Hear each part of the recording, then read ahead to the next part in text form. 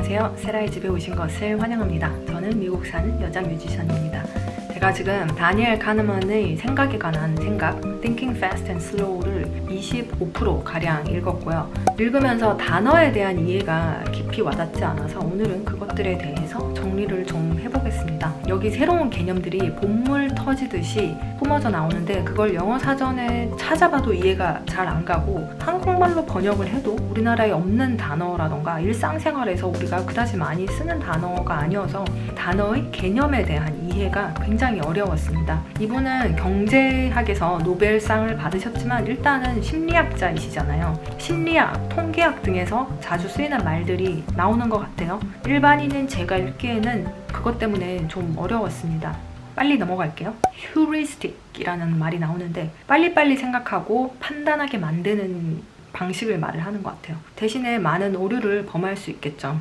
멘탈 샷건이라는 개념도 나와요. 많은 증거가 그 인포메이션이 부족함에도 불구하고 내 감정과 내 느낌의 판단에서 어떤 더 큰 결과를 도출해내는 것, 멋대로 판단해서 믿어버리는 것. 내가 예를 들어서 내가 싫어하는 사람이 있는데 내가 싫어하기 때문에 그 사람에 대한 부정적인 견해를 가지게 되겠죠. 이 사람은 실패할 것이다. 친절하지 못할 것이다. 성적이 나쁠 것이다. 등등 어린 짐작을 하게 되죠. 이것을 멘탈 샷건이라고 한다고 합니다. What you see is all there is. 보이는 것에 의존해서 판단해 버리는 거죠.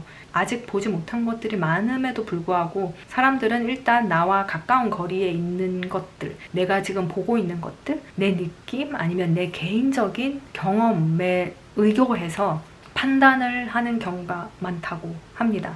Availability Cascade 라는 말이 나오는데 이것도 되게 중요한 개념인 게 그 collective beliefs라는 거예요. 계속 말해지고 계속 언급되면 그것이 결국 진짜라고 믿게 되는 그런 함정이죠. 예를 들어서 뉴스에서 계속 똑같은 말이 반복해서 나온다던가 어떤 우파 뉴스, 좌파 뉴스만을 시청하신 분들은 정치적으로 어떤 그쪽에서 원하는 그 견해를 갖게 되겠죠. 이것도 굉장히 위험한 거고 그 러브 커넬 사건이 있대요. 러브 커넬이 나야가라 폭포의 근처 마을인데 거기에 독극물이 있다고 펀드를 이제 모금한 적이 있었는데 뉴스에 의해서 너무나 과대 광고처럼 fear based 에 의해서 돈을 걷고 그런 사건이 있었는데 나중에 몇몇 사람들이 시인을 했어요. 이거에 신경 쓸 바에는 차라리 그 돈으로 더 많은 사람을 살릴 수도 있었는데 어떤 뉴스의 편파적인 그런 방송, 자극적인 미디어에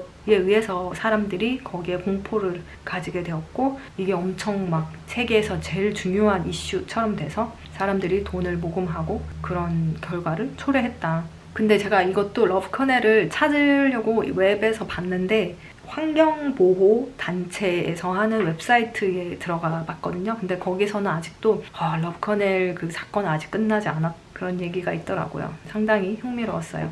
그리고 알라르스케일 이게 사과에 뿌리는 뭐 그런 케미컬이겠죠? 그게 안전한데 뉴스에서 또 막 잘못된 보도를 한 거예요. 이거 너무 위험한 케미컬이고 우리가 먹으면 죽고 이런 식으로 그래서 사람들이 뭐 사과를 stop buying 했다. 사실 알고 보면 그게 그렇게 심각하지 않은 건데도 불구하고 뉴스에서 계속 때리다 보니까 사람들이 그것을 믿게 된 거죠. anchoring이라는 그런 개념도 나오는데 처음에 언질받은 그런 수치 그게 내 기준점이 되는 거예요. 예를 들어서 처음에 뭐 50만 원인데 두 번째 도자기를 보여주면서 45만 원이다. 그러면 우리가 되게 싸다 이렇게 느낄 거잖아요. 그런데 처음에 언질받은 게 30만 원인데 나중에 똑같은 가격의 그 도자기를 보여주면서 이게 40만 원이다. 이러면 너무 비싸다고 느낄 수 있겠죠. 처음에 받은 인포메이션에 의해서 항상 무의식적으로 기준을 정해놓는다. 뭐 이런 뜻인 것 같아요. 프라임 이펙트는 제가 저번 비디오에서도 말을 했는데 처음에 받은 자극이 무의식에 저장돼서 알게 모르게 의사결정에 영향을 주는 것. 제가 사람을 만날 때 웃으면서 대하면 그 사람이 저한테 잘해줄 확률이 더 높겠죠. 할로 이펙트라는 것도 있었어요. 잘생긴 사람이 하는 말에 더 신뢰를 갖게 되고 호의적이 되는 거는 우리 모두가 다 알고 있는 사실이죠. 바이아스, 편향이라고 한국말로 나왔는데 편중, 편향, 고정관념의 개념으로 이해하시면 더 편할 것 같아요. 편향이라는 말을 일반적인 대화에서는 자주 쓰지는 않는 것 같아요.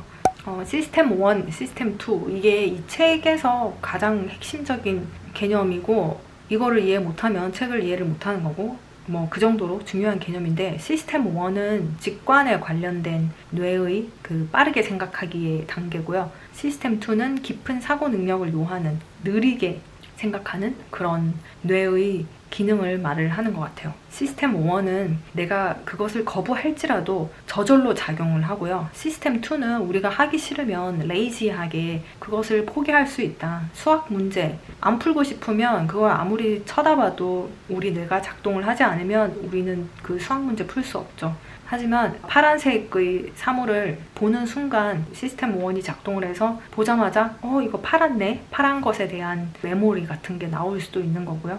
그걸 보는 순간 우리가 파랗다고 인지를 하죠. 그리고 representativeness, 여러 가지 샘플들을 바탕으로 추론하는 것. representativeness heuristic, 이미 가지고 있는 생각들에 의해서 상황을 결정하고 판단하는 것. 용어들에 대한 정리는 제가 psychologist 유튜브들을 보고 나름 이해한 것들이고, 그런데 중복되는 의미들을 갖고 있는 개념들도 되게 많고요. 예시에 대해서도 어떤 사람들은 호불호가 갈렸어요. 이거 좋은 예 아니다. 근데 저는 일단 비디오를 봤을 때 이해하기가 편해서 그것을 취했고요. 모자란 부분들에 대해서는 앞으로 계속 좀 더 책을 읽어나가면서 채워나가도록 하겠습니다. 그럼 오늘 여기까지 할게요. 안녕!